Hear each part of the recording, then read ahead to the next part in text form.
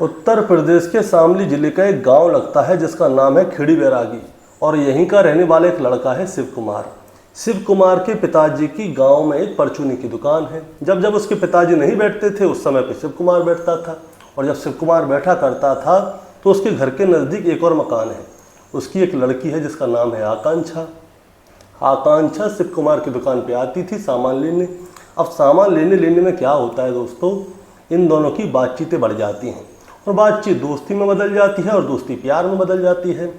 प्यार होने के बाद ये लोग पूरे 3 साल तक चुप चुप के मिलते थे। इसके बारे में किसी को जानकारी नहीं होती, लेकिन इश्क और मुश्क जो है छुपाए नहीं छुपते।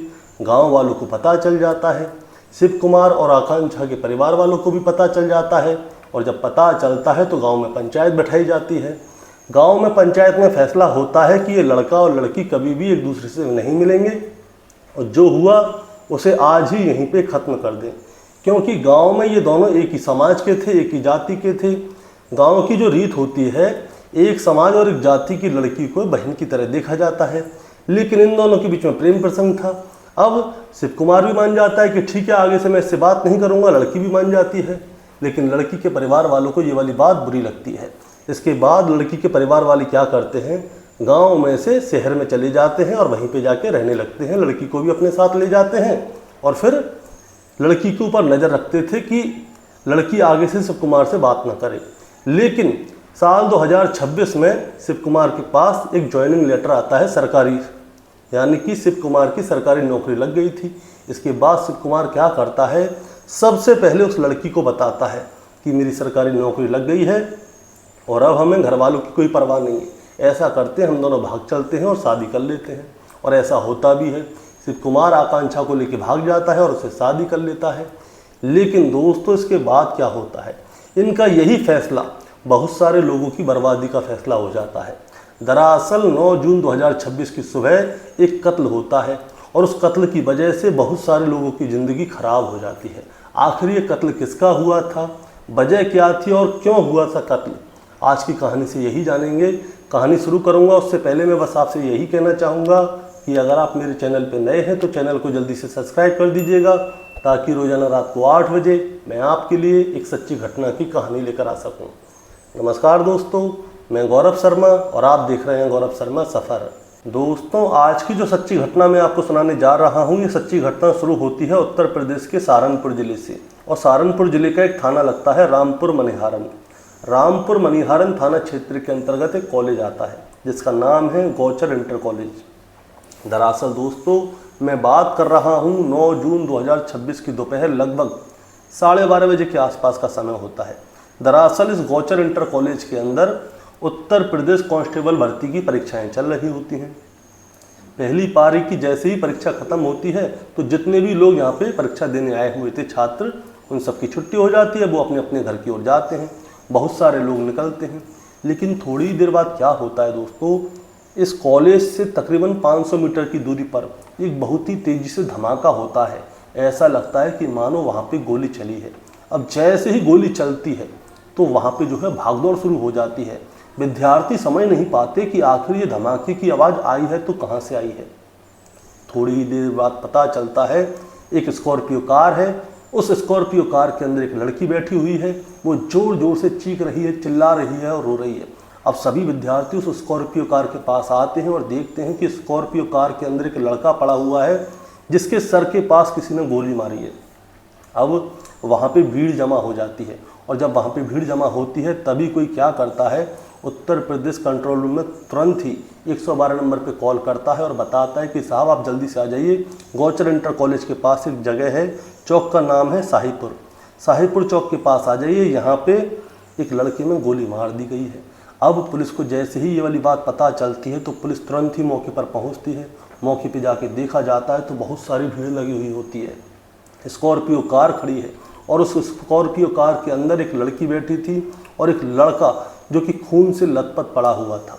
पुलिस वाले जैसे ही देखते हैं तो वो सबसे पहले क्या करते हैं, इस लड़के को उठाते हैं और सीधे ही नज़दीकी CHC है उसमें जाके भर्ती करा देते हैं।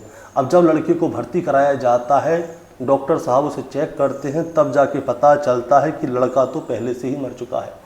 लड़के के सर के पास बिल्कुल सटा के गोली चलाई गई थी। अब पुलिस वाले इस लड़के के बारे में, लड़की के बारे में जानकारी ले रहे थे। इतनी ही देर में जो लोकल मीडिया होती है, लोकल मीडिया वालों को ये वाली बात पता चल जाती है कि गौचर इंटर कॉलेज के अंदर उत्तर प्रदेश कांस्टेबल भर्ती की परीक्षा के लिए लड़का लड़की आए थे, लड़के में गोली पड़ गई है। अब जो लोकल मीडिया है वो वहाँ पे जाते हैं लड़की के पास। लड़की बहुत ज़ोर ज़ोर से रो रही होती है। उससे पूछा जाता है कि तुम कौन हो, कहाँ की हो, और जो मरा है वो कौन है, वो तुम्हारा क्या लगता है और उसका कत्ल क्यों किया गया है। तब जाके ये लड़की बताती है कि इस लड़की का नाम है आकांक्षा और ये लड़की उत्तर प्रदेश के शामली ज़िले की है। और शामली ज़िले में एक थाना लगता है बाबरी, और बाबरी थाना क्षेत्र के अंतर्गत एक गांव है जिसका नाम है खिड़ी बैरागी। खिड़ी बैरागी गांव की ये रहने वाली है। और जो लड़का है वो इसका पति है और इसके पति को इसके भाई मंजीत ने गोली मारी है।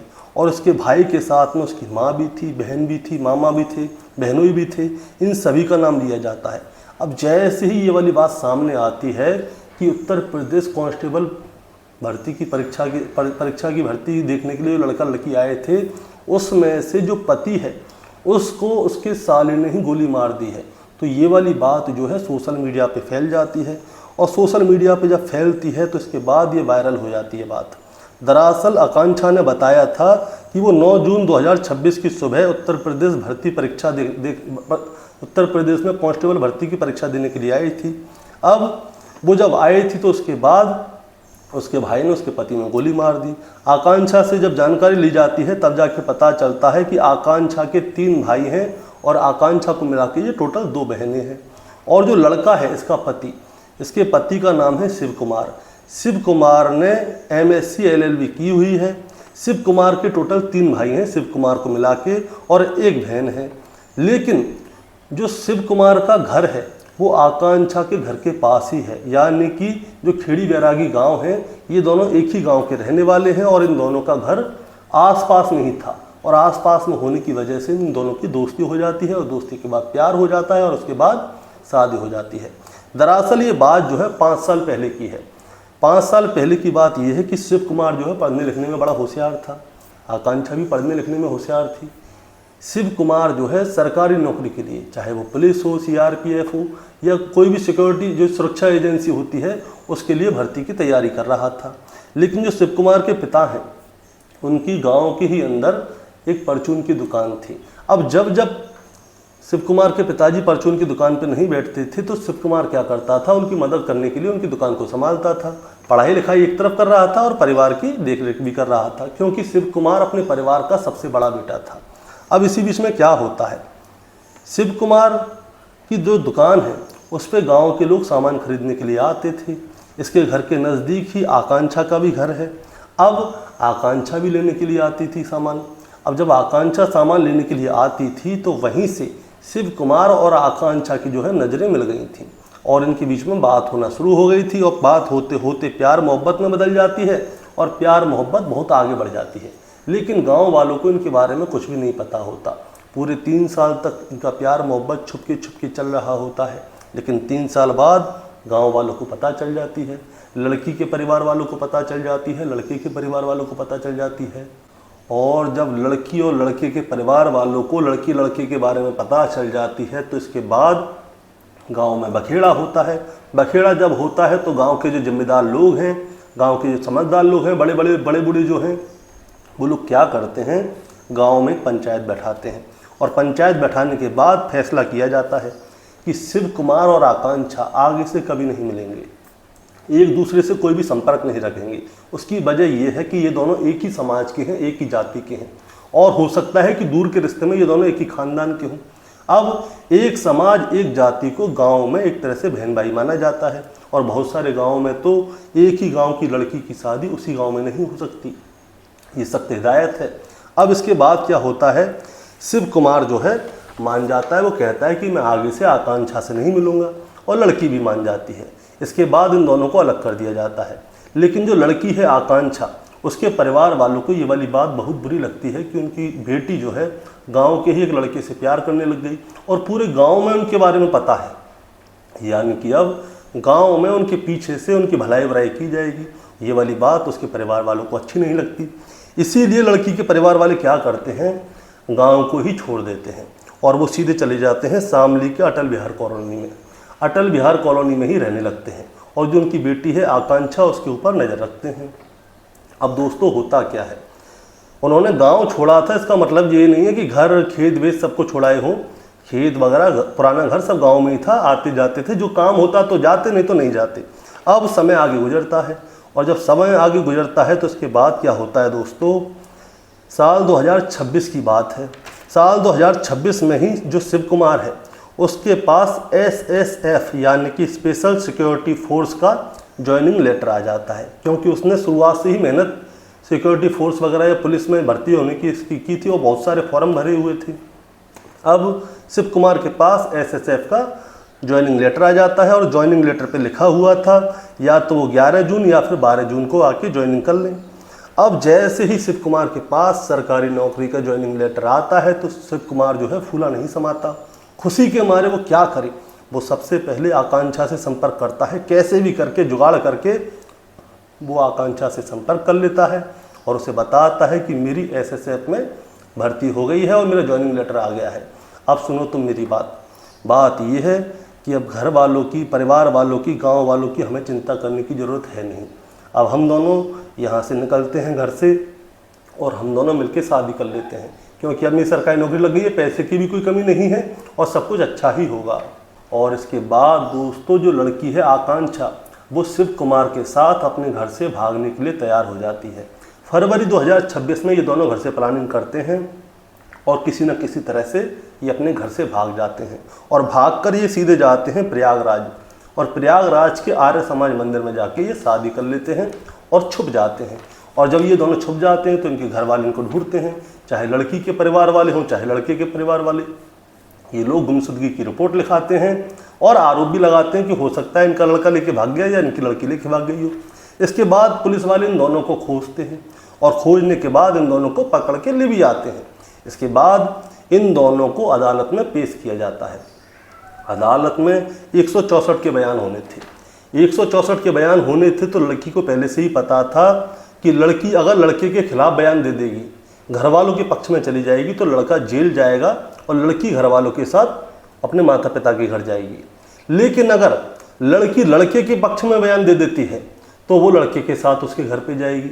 लड़की अगर बालिग है तो उसके बयान ये वाले चलते हैं, अगर नाबालिग है तो फिर माता पिता की चलती है। लड़की की उम्र है 24 साल, अब लड़की बालिग है, इसीलिए लड़की फैसला करती है लड़के के पक्ष में बयान देने का। इसके बाद लड़की ने जो है लड़के के पक्ष में बयान दे दिया और कह दिया कि मैं अपनी मर्जी से आई हूँ और मैं इसके साथ रहना चाहती हूँ। अब जब लड़के के पक्ष में बयान दे दिए तो कोर्ट ने साफ कह दिया कि लड़की जो है लड़के के साथ जाएगी। अब इसके बाद लड़की लड़के के साथ उसके घर चली जाती है।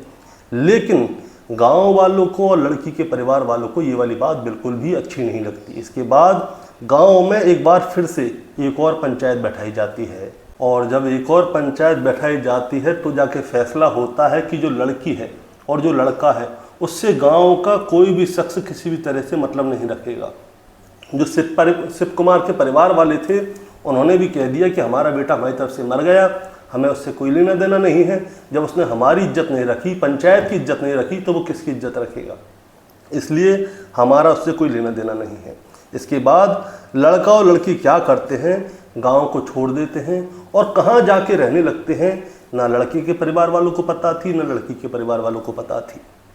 लेकिन दोस्तों जो लड़की है, लड़की भी शिव कुमार की तरह ही, चाहे पुलिस हो चाहे फौज हो, ऐसे बहुत सारे फॉर्म भरे हुए थे। लड़की भी यूपी पुलिस की तैयारी कर रही थी और उसने जो है कांस्टेबल की भर्ती के फॉर्म निकले थे। ये तारीख थी 31 दिसंबर 2025 और 30 जनवरी 2026 तक भरने थे। इसीलिए लड़की ने जो है कांस्टेबल भर्ती के फॉर्म जो है भर दिए। अब उसके घर वाले जानते थे कि लड़की कांस्टेबल भर्ती की परीक्षा के लिए जाएगी, लेकिन ये नहीं पता था कि वो कहाँ जाएगी। जो लड़की का भाई है मंजीत को ये वाली बात बहुत बुरी लगती है कि उसकी बहन किसी लड़के के साथ भाग गई है और जो कि गांव का लड़का है जिसे वो शुरू से जानता है। मंजीत ने कई बार अपनी बहन को भी धमकी दी थी, शिव कुमार को भी धमकी दी थी कि मेरी बहन को छोड़ दे। अपनी बहन से कई बार कहा था कि तू घर आ जा, अगर नहीं आएगी तो मैं तुझे मार डालूंगा। लेकिन शिव कुमार और आकांक्षा ने अपने भाई की बात बिल्कुल नहीं सुनी। अब क्या होता है दोस्तों, जो आकांक्षा है उसका एग्ज़ाम था उत्तर प्रदेश कांस्टेबल भर्ती का। लेकिन जो उसका भाई है मंजीत, वो पूरी नज़र लगा के बैठा था कि कहाँ पे हो रहा है इसका एग्ज़ाम, कौन सी पाली में, कितनी तारीख को, ये पूरी डिटेल निकालने की कोशिश करता है। और इसके बाद वो डिटेल निकाल भी लेता है, उसे सारी जानकारी पता चल जाती है कि इस कॉलेज में है, इतनी तारीख को है, इतने बजे है। अब दोस्तों होता क्या है, इसके बाद ये जो परीक्षा होती है उत्तर प्रदेश के सहारनपुर जिले के रामपुर मनिहार थाना क्षेत्र के अंतर्गत जो गौचर कॉलेज है, इंटर कॉलेज है, उसमें परीक्षा होनी थी। 9 जून 2026 की सुबह पहली पाली की परीक्षा थी। इसके बाद जो भाई है वो गौचर इंटर कॉलेज के पास पहुंच जाता है। वो देखता है कि उसकी बहन ज़रूर आई होगी और जो शिव कुमार है वो भी आया होगा, लेकिन उसे वो कहीं पे नहीं मिलती। वो इंतज़ार करता है, वो परीक्षा छूटने का इंतज़ार करता है। उसे पता था कि उसकी बहन ज़रूर आएगी और वो गेट पे नज़र लगा के बैठा होता है। इसके बाद तकरीबन 12 बजे के आसपास परीक्षा छूट जाती है और जब परीक्षा छूटती है तो उसका भाई मंजीत नज़र लगा के ऐसे बैठा है कि उसकी बहन कब बाहर निकली, शिव कुमार उसके साथ आया है नहीं आया। लेकिन शिव कुमार तो दिखता नहीं है, लेकिन जो उसकी बहन है आकांक्षा वो दिख जाती है। अब वो अपनी बहन के पीछे पीछे जाता है कि ये जा कहाँ रही है। तब जाके पता चलता है कि एक स्कॉर्पियो कार खड़ी हुई है, उस कार के अंदर एक ड्राइवर है, शिव कुमार बैठा हुआ है और शिव कुमार के मामा का लड़का शुभम भी बैठा हुआ है। अब मंजीत देख लेता है कि आकांक्षा उस गाड़ी में बैठ रही है और गाड़ी में बैठने के बाद गाड़ी आगे चलने लगती है। लेकिन दोस्तों होता क्या है, जब कोई परीक्षा छूटती है तो वहाँ से बहुत सारे विद्यार्थी निकलते हैं, बहुत सारे लड़के लड़की निकले थे। भीड़ इतनी ज़्यादा थी कि रोड जाम हो गया, गाड़ी भी स्पीड से चल नहीं पा रही थी, आराम से रेंग रही थी, ये मान लीजिए। इसी बीच में क्या होता है, गाड़ी तकरीबन 500 मीटर की दूरी पे चली होगी। इसके बाद जब ट्रैफिक जाम हो रहा था, इतनी ही देर में मंजीत क्या करता है, अपने साथी के साथ मोटरसाइकिल पे बैठ के आता है और वो बाइक को स्कॉर्पियो कार की बगल में लगा देता है। मीडिया रिपोर्ट में बताया जा रहा है कि मंजीत ने जो गोली चलाई थी वो अपनी बहन के ऊपर चलाई थी, लेकिन जो शिव कुमार है उसकी बहन को बचाने के चक्कर में आगे आ गया और वो गोली उसके सिर के पास लग गई, जिसकी वजह से आकांक्षा तो बच गई लेकिन शिव कुमार की मौके पर ही मौत हो गई। इसके बाद दोस्तों शिव कुमार की मौत तो हो ही चुकी है। इसके बाद में FIR दर्ज कराई जाती है। FIR में लड़की की माँ, बाप, 2 भाई, बहन और बहनोई और मामा, इन 7 लोगों का नाम आता है।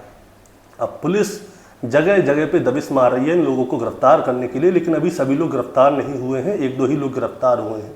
लेकिन दोस्तों इस कहानी को सुनाने का मतलब आपको परेशान करना या विचलित करना बिल्कुल नहीं है, बस आपको बताना है और जताना है कि लड़का लड़की के एक पर्सनल फैसले की वजह से इन 7 लोगों की ज़िंदगी बर्बाद हो गई।